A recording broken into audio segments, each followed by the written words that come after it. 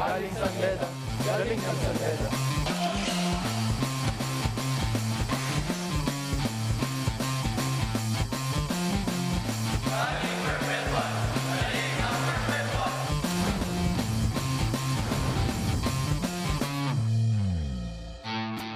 Muli na namang magpapakitang gilas ang mga magigiting nating manlalaro dito sa Phil Oil Flying V Center para sa pagpapatuloy ng men's basketball tournament sa second round ng eliminations sa Season 94 ng NCAA as we continue to strive to reach unparalleled heights in sports development. Ang ating pangalawang laban on this Thursday, ang José Rizal University Heavy Bombers versus the Mapúa University Cardinals. Ang lahat na ito ay napaparoon ng live sa SND Liga all over the world via the Filipino channel on the #1 sports website in the country, sports.abs-cbn.com. At syempre, via YouTube na din po, subscribe to ABS-CBN Sports. Kasama mga computer science students ng José Rizal University, kami po ay bumabati sa inyong lahat ng aming mga kapamilyang nanonood ngayon. I am Anton Ross, joined of course by Renren Ritwalo para sa laban sa pagitan ng JRU at ng Mapúa. Magandang hapon, Anton. Magandang hapon, kapamilyang NCAA. Last time, nagharap ang dalawang kupunan na ito, Renren. We were at JRU at ginulat ng Mapúa ang buong NCAA, beating the Heavy Bombers by 12 points sa kanilang home court. Pero bago natin pag-usapan ang nangyari nung sila'y naglaban, silipin muna natin ang ating team standings. LPU na natiling unbeaten after beating EAC sa ating unang laro. Oh, crucial yung mga upcoming games natin for the GSB Blazers and the Letran Knights. On Friday, they're gonna beat up. They're both tied in 7-4. Nabanggit mo nga, LPU Pilots just won earlier against EAC. SBU Red Lions at the second at 11-1. Andyan yung nasa 5th place, yung Altas at 5-5. And of course, the Chiefs also want to get in on that Final Four with 4-6. The Sags at 3-9. At EAC, yung kakatalo lang kanina, it's 2-9. At itong dalawang koponan na maglalaban ngayon, Cardinals at 2-8 at Heavy Bombers at 2-9. Alam mo, Anton, that's why we love college basketball. It doesn't mean if they're under the standings, yung quality of play na ibibigay nila ngayon hindi nagre-reflect yung standings nila dito. At ang dahilan kung bakit kaabang-abang yung unang pagharap ng Mapúa at ng JRU was we wanted to know kung sino ba mag-step up para sa Heavy Bombers at sa Cardinals. Wala na si Andoy Estrella from Mapúa, nawala na rin si Tete Teodoro para sa JRU. So ang tanong, nung sila'y naglaban sa JRU, sino ang mga bagong bibida para sa kanilang mga kupunan? Well, last season pa lang nakitaan na natin to. Si Lawrence Victoria, who scored 11 points, 7 rebounds, at 4 assists naman para sa Mapúa yon. For the JRU Heavy Bombers, who top scored, RJ David, 12 points and 3 rebounds. Nakita natin maraming mga masisipag na big men mula sa JRU. Leo Esguera, RJ David. Isama mo na dyan si Silvares, who's another big and tough guy. Padua also, you can add him to the list. Pero para naman sa panig na Mapúa, maraming mga gwardya, and yung mga guards na yun, they have to find the way to stop MJ De La Virgen mula sa panig ng JRU. MJ is one of 4 returning players para sa kupunan ni Coach Vergel Meneses. And the interesting thing about this guy, Renren, is he comes off the bench. In fact, in 9 games, isang beses pa lang siya nagsa-start. Well, like Lawrence Victoria, I've seen him play in the last season. He can shoot the lights out. Etong si MJ De La Virgen, sabi mo, coming off the bench, he scored 18 points, 4 out of 7 from the 3-point area. And he assisted 3 assists dun sa ball game na yun against LPU in their first round, and in the round 2. Tsaka grabe yung mga 3-pointers niya in the second half. Lumamang pa ang Heavy Bombers, and they gave the LPU Pirates a scare during that last outing. Kaya lang, in the end, na-diffuse pa rin ng LPU ang JRU. Ngayon naman, Mapúa is hoping to diffuse JRU anew dito sa kanilang ikalawang bakbakan sa Season 94 ng NCAA. And Lawrence Victoria, he has been the main man para sa kupunan ni Coach Atoy Ko, lalo na pagdating sa opensa. Well, against San Beda University, he scored 19 points, grabbed 6 rebounds, and 4 assists. Kahit na one-sided yun, he's the bright side for the Mapúa Cardinals. Itong si Lawrence Victoria. Grabe talaga itong pinakita ni Lawrence Victoria against San Beda. This guy is only averaging 11.9 points per outing. So he really exceeded his usual performance against the two-time defending champions. And now exceeding her quota for today is Siege Tantenko, who is doing another back-to-back NCAA day. Let's go to her right now. Siege Tantenko still with us here on SNA. Magandang hapon, Anton. Magandang hapon, Renren. At syempre sa lahat din ng ating mga kapamilyang nanunood ngayon. Whether you've been watching since our first game or kakaon lang ng inyong TV or live stream, it's great to have you with us here today. And syempre, inaabangan namin ang inyong maipopost about today's game. So don't forget to use the hashtag NCAA Season 94 and hashtag Galing NCAA. Aabangan namin ang inyong mga ipopost, mga kapamilya. I'll be right back with my first report. Anton? Abangan namin yan, Siege. Maraming salamat. And when Renren and I come back, we shall have tip-off. It is the second round matchup sa pagitan ng Mapúa University at ng José Rizal University. Ito po ang NCAA Season 94. Dito lang sa SNA.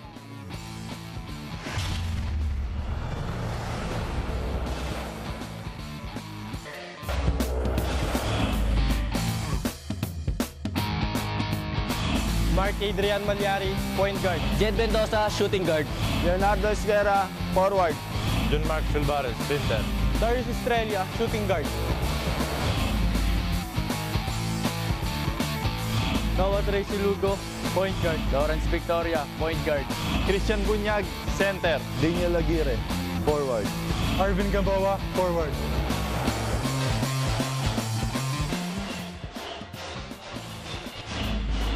Hindi pong napapanood ang aming live and exclusive ABS-CBN sports coverage ng Season 94 ng NCAA. Mga big boys ng JRU. Pinakawalan agad ni Coach Verhel Meneses. Ayun po ang tandem ni June Mark Silvares at ni Leo Esguerra. Isama mo na dyan si Darius Estrella, making for a very physical and imposing front line.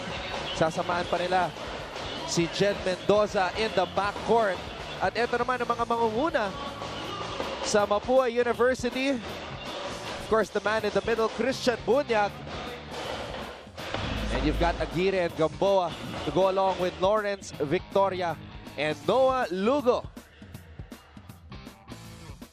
At nakita rin po natin ang ating mga officials, Donald Nedros, Dan Marabe, and Loy Galiga.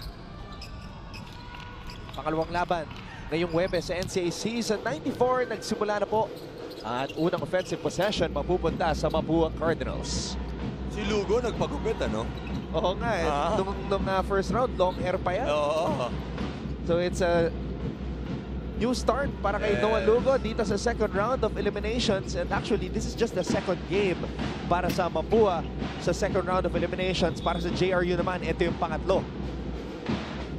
JRU, kalaban nila Lyceum last September 7, pinahirapan nila yun. Oh. Nag-collapse lang sila nung late na. Pero itong mga big men ng Heavy Bombers, hindi umatras. Kanila Mike Harry Zuzu. Lumaban talaga itong mga to.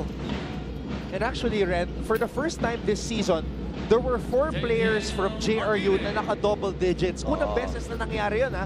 This entire NCAA Season 94. Well, alam naman natin, it's a rebuilding process for Coach Verhel Meneses. So, abangan natin yan next year kung how will they perform.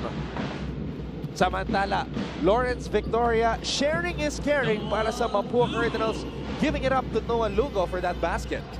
First field goal of the ball game, it came from a turnover from JRU Heavy Bombers and was an easy shot for Lugo. Jed Mendoza, tinawag si Leo Esguerra for the screen. Jed Mendoza umaatake. Jed Mendoza trying to flip it up. Bunyag comes up with the rebound. Well, nangyayari dito sa JRU Heavy Bombers, masyadong pinoforce neto ni Jed Mendoza yung mga tira kasi he has no choice but to step up. What a pass. Easy layup for Bunyag. Ito ang inaabangan ng buong Mapúa community buong season, ang maging consistent itong si Christian Bunyag. Actually, last year, he was what? He was better last year. He was better than he was this year. Kaya medyo nagsa-struggle si Christian dito sa Season 94. Samantala, batiin natin si JT Garcia na nagtitweet ngayon, make us proud, don't lose hope, kaya niya yan, Viva Mapúa. Balikan natin si Bunyag, he's averaging double-double last season. Ito kay Angel Rain. Go JRU, iuwi nyo ang panalo. And from Jover Abarientos, he's cheering for Mark Malyari, who's the starting point guard para kay Coach Vergel Meneses. Ito na si Mendoza. Binigay ang bola kay Estrella. Malyari in and out. Bunyag with another rebound. Pangalawang attempt yan ni Malyari. First, he made that shot in the top of the key. He missed his second attempt from the three-point area. Ito si Malyari, he's a rookie, pero ang tapang na itong batang to. Grabe yung simula ng ating laro. Both teams really going full throttle. Yes, sabi ko nga kanina, yung standings yan, it doesn't matter when it comes to college basketball. It's gonna be exciting every time college players play. Tsaka rin, matagal na rin nga hindi nakakatikim ng panalo itong dalawang koponan na ito. Mapúa is on a 7-game losing streak. Ang JRU hindi pa nananalo mula August 17. They're both hungry. And then, of course, they're playing for pride and honor and representing their schools. That's why it's always going to be exciting. Mapua's last victory happened last July 31. So that's 1 month and a half. Yeah, Oo, almost grabe. 2 months. Yeah. Almost 2 months. Cedric Pelayo, one of the reliables nitong si Coach Atoy Ko. Yes. He loves those baseline jumpers. Samantala, Lugo with the basket. Di ba, ito from last season, gumaan na siya, di ba? Mas gumaan nung nagpagupit.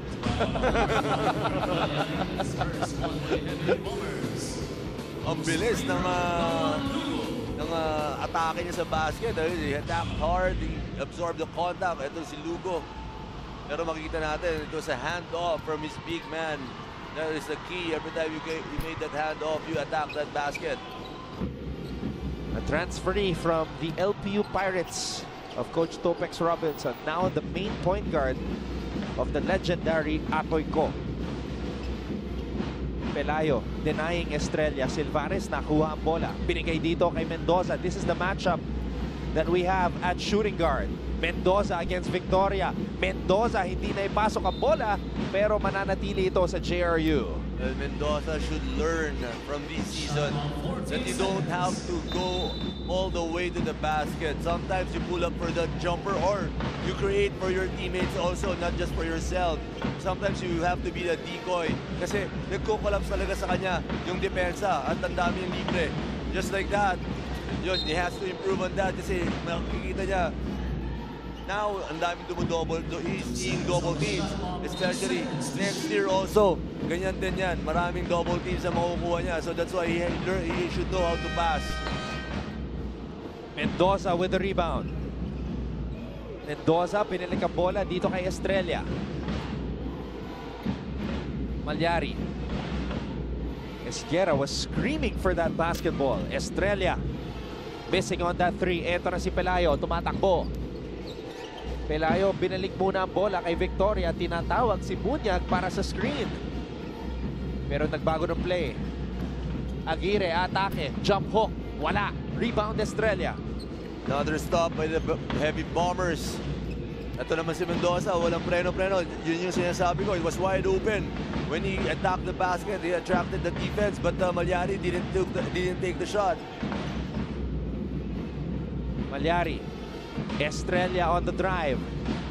Estrella will back down. Victoria fade away by Estrella. That's an air ball.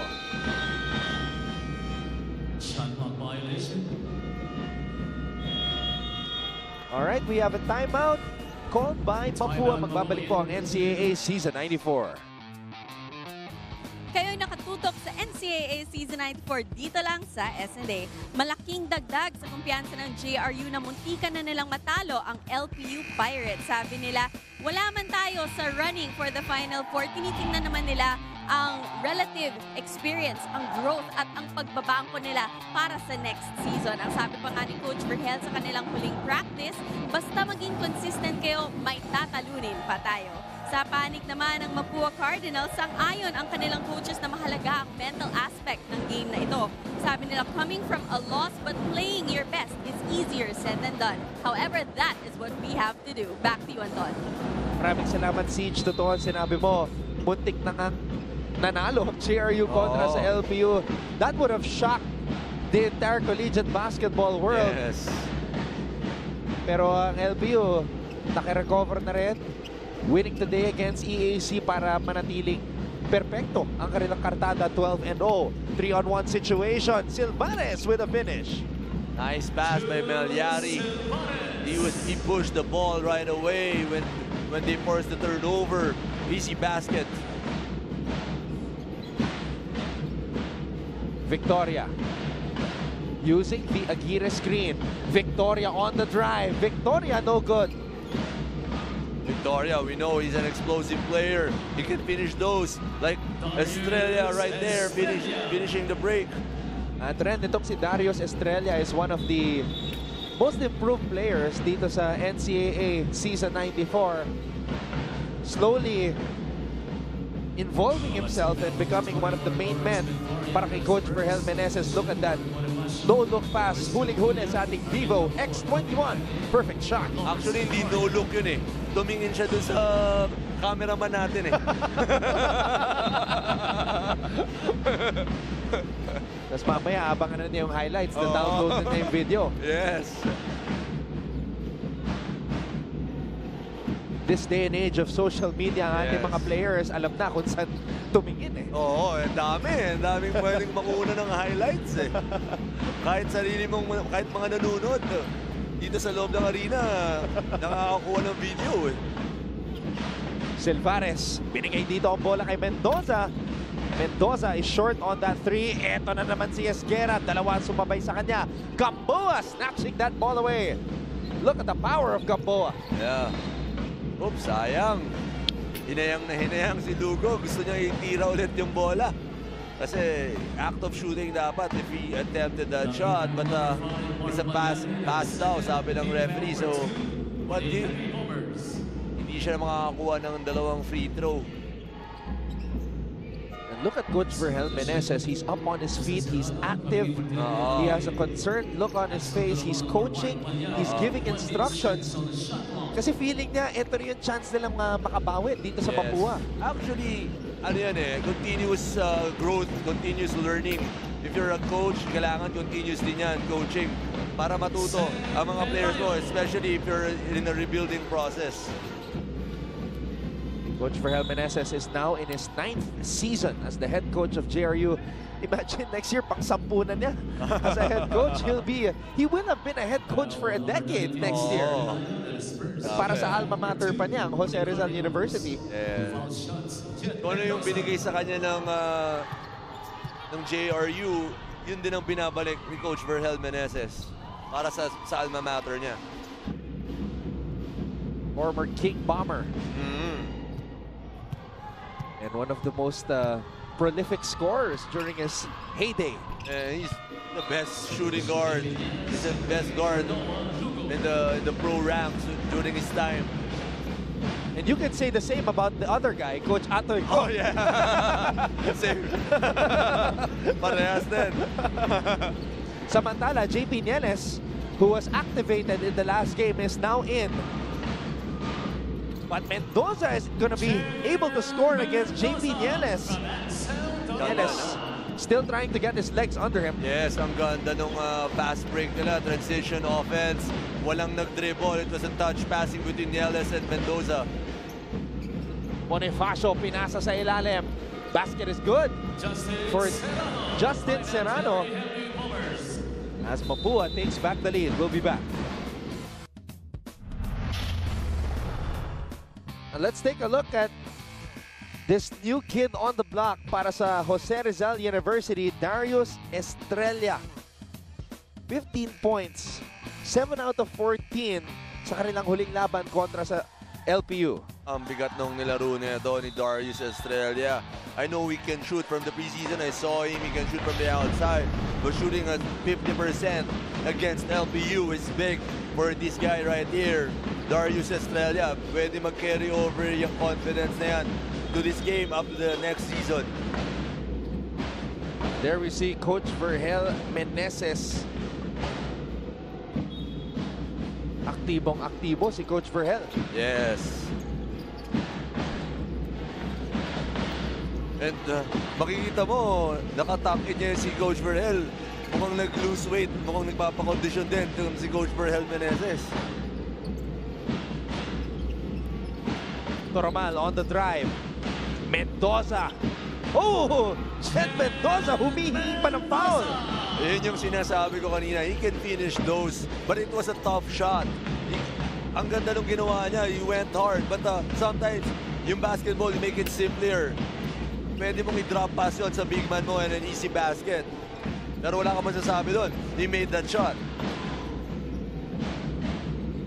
Mendoza. Estrella. Esguerra. Oh! Esguerra getting blocked by Juan Bonifacio. Same with Esguerra. Someone's wide open. Look at that shot. 3 red shirts is there to challenge the shot of Jet Mendoza. Pwede bang tawagan ng foul, no? What a tough shot. What a shot maker. Itong si Jet Mendoza.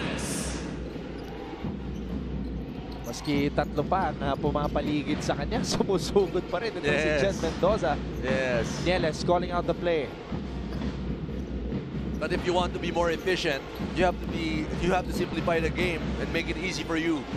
And that's what you were explaining. Yes. Kasi yun nga, when Jet Mendoza drives, there are gonna be guys collapsing on him and there are gonna be some teammates open. Yes. Like this guy right here, if he's inside the floor, yeah, you know he can shoot. Thatong si MJ Deliverhen.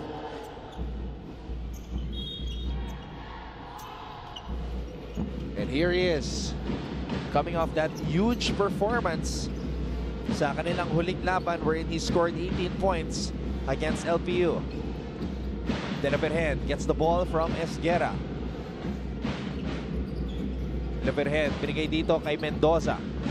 Mendoza on the drive. Mendoza on the scoop shot. Jet Mendoza.